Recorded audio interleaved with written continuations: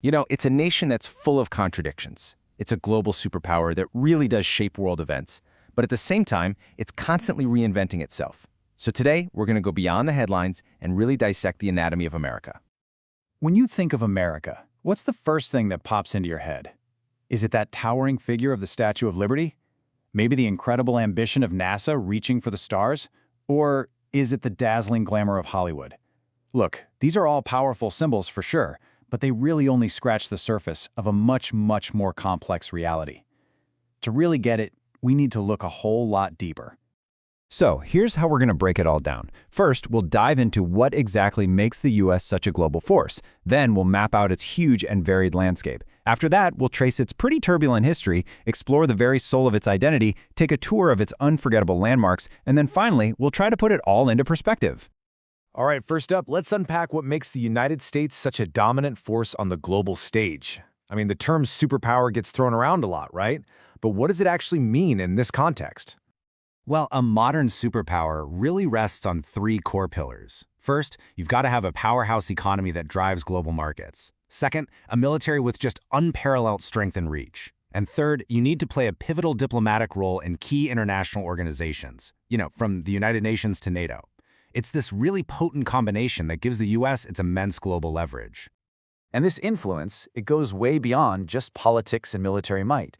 Think about it for a second. The U.S. dollar is the anchor of the entire global financial system. NASA's cosmic ambitions, they set the standard for space exploration. And Hollywood, well, it crafts the stories that are watched all around the world. This dominance even extends to intellectual and athletic achievement. The U.S. holds the most Nobel Prizes and the most Olympic medals in history. That's not just influence, that's influence in pretty much every field. But a nation's power isn't just some abstract idea. It's rooted in its physical reality.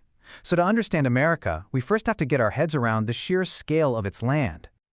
So the main part of the United States is perfectly situated right in North America, flanked by two vast oceans, the Atlantic on one side and the Pacific on the other. It shares the world's longest peaceful border with Canada up north and a really dynamic, complex border with Mexico to the south. The scale of this place is just difficult to comprehend. We're talking about over 9.8 million square kilometers. That makes it the world's third largest country by area, just behind the vast territories of Russia and Canada. It is absolutely massive. And this immense size is really defined by its massive boundaries. Its coastline stretches for nearly 20,000 kilometers. That gives it incredible access to global sea routes. But even more staggering is its land border with Canada, which, at nearly 8,900 kilometers, is the longest international border on the entire planet. Now, politically, the United States is a federation. It's basically a union of 50 states that hold on to certain powers while giving others to a central government. So you have the 50 states, one federal district for the capital, and 5 major overseas territories. And each one plays a pretty unique role in the whole structure. And it's really important to get this. Not all of the U.S. is one connected landmass. You've got the 48 contiguous states, what you might call the mainland. But then you have Alaska, this vast expanse way up in the northwest, and Hawaii, a volcanic island chain way out in the Pacific. Washington, D.C. is the nation's capital, and then there are 5 major territories scattered across the Pacific and the Caribbean. And to really grasp the diversity and scale among these states, just think about this. Alaska, the largest state, is so incredibly vast that you could fit Rhode Island, the smallest state, into it over 400 times. It's just mind-boggling. And this incredible variation in size is mirrored by an equally incredible variation in landscape and culture. And it's not just large in area, it's also packed with people. With around 347 million people, the U.S. is the third most populous country in the world, right after China and India. But the population isn't spread out evenly at all. States like California, Texas, and Florida are where you'll find the biggest crowds. Spanning such a massive territory means the nation literally runs on different clocks, 6 of them, to be exact. If you use Eastern Time as your starting point, you travel back 1 hour for each zone as you head west. So get this, when it's noon in New York, it's still only 9 a.m. in Los Angeles, and the day is just getting started at 7 a.m. way out in Hawaii. And the people who live here, they're just as diverse as the land itself. Interestingly enough, there's no official national language, though English is, of course, overwhelmingly dominant. And while the country is predominantly Christian, it's also a haven for a vast spectrum of other faiths. Education is compulsory for kids, and its university system, with legendary names like Harvard and Stanford, is really a global benchmark for excellence. All of this geographic diversity creates an absolutely astonishing range of climates. I mean, you can experience the lush tropical humidity of Florida and Hawaii, the sun-baked deserts of Arizona, the vast open plains of the Midwest, and even the harsh Arctic chill of northern Alaska. It is literally a continent's worth of weather packed into a single country. And this land is truly one of extremes.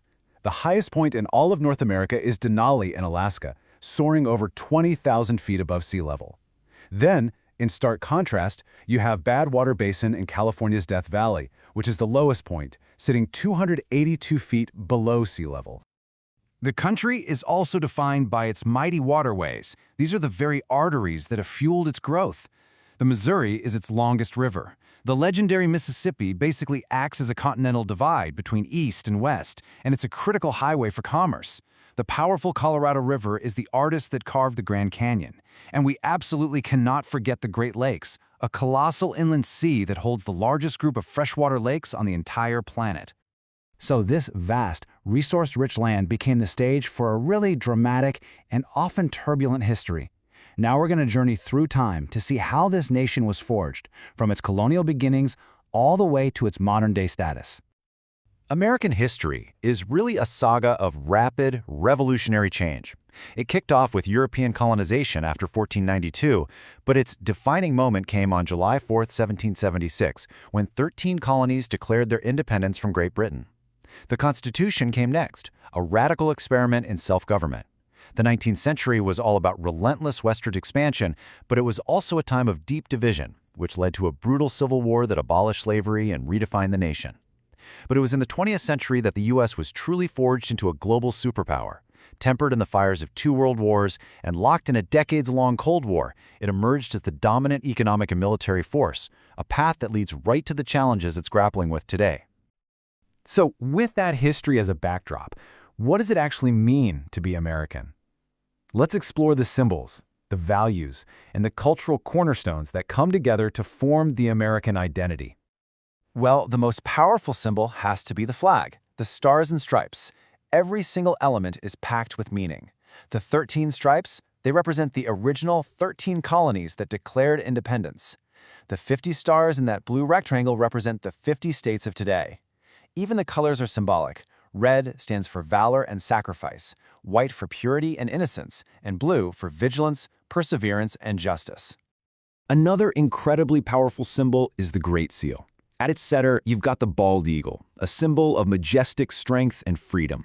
In its talons, it's balancing an olive branch for peace and arrows for war, which signifies a nation that wants peace but is always ready to defend its liberty. And in its beak, there's a banner with the original national motto, E pluribus unum. That Latin phrase, out of many, one, it captures the core idea of a single, unified nation forged from countless different states, peoples, and beliefs. Culturally, there's this really deep-seated belief in independence and individuality that runs strong. This is all embodied in the American dream, that powerful, enduring idea that anyone, no matter their background, can achieve success through hard work and determination. This spirit has fueled generations of ambition and innovation. Although, I should say, the accessibility of that dream is still a subject of intense national debate. And a huge part of the cultural fabric is sports. It is so much more than just entertainment. For millions of people, it's a tribal passion. American football, basketball, baseball, and ice hockey are immensely popular, with pro leagues like the NFL and the NBA commanding just fierce loyalty and national attention. You know, just like its people, American food is a true melting pot, shaped by wave after wave of immigration. Of course, you have those iconic dishes that have become national symbols, like the cheeseburger and apple pie. But the real flavor of the nation is found in its regional specialties. From the spicy Creole gumbo of Louisiana to the creamy clam chowder of New England, every dish tells the story of the people who settled there. This rich culture is reflected everywhere, in the nation's cities and in its absolutely stunning natural landscapes. So let's take a quick journey through some of America's most recognizable landmarks. American cities are icons in their own right. You've got New York, that relentless, vertical metropolis, home to the Empire State Building and the Statue of Liberty. Then there's Washington, D.C., the seat of power, with the White House and its grand memorials. Out on the West Coast, Los Angeles is the global center of entertainment, defined by that Hollywood sign. And a bit further north, San Francisco is instantly recognizable for its stunning Golden Gate Bridge and its historic cable cars. But beyond the cities, the natural beauty is just staggering. The national park system protects some of the most spectacular wilderness on Earth. I mean, there is nothing quite like the Grand Canyon, a colossal gorge painted in shades of red and orange. Yellowstone, the world's very first national park, is this geothermal wonderland of geysers and hot springs. Yosemite Valley is like a cathedral of granite cliffs and ancient sequoia trees, while the thunderous power of Niagara Falls showcases nature at its most raw and magnificent. All right, we've journeyed through America's power, its geography, its history, and its culture. For our final chapter, let's bring all these threads together to try and understand the nation as a whole. You know, you can learn a lot about a country from its social customs. For instance, the whole practice of tipping for service, it reflects a culture where wages are often tied directly to performance. Widespread smoking restrictions in public places point to a strong emphasis on public health. And the general respect for personal space, that speaks to the deep value placed on individualism and privacy. They're small details, but they reveal larger cultural truths. In the end, America really defies any single simple definition. It is a land of profound contrasts, a sprawling, complex tapestry woven from 50 distinct states, a multitude of cultures from every corner of the globe, and a history whose next chapter is still being written every single day. And that brings us right back to that powerful, aspirational motto, out of many, one. The story of America has always been about the struggle and the triumph of forging a single nation from its incredibly diverse parts. As it moves into a pretty uncertain future, the fundamental question remains, what will the next chapter of that ongoing journey look like?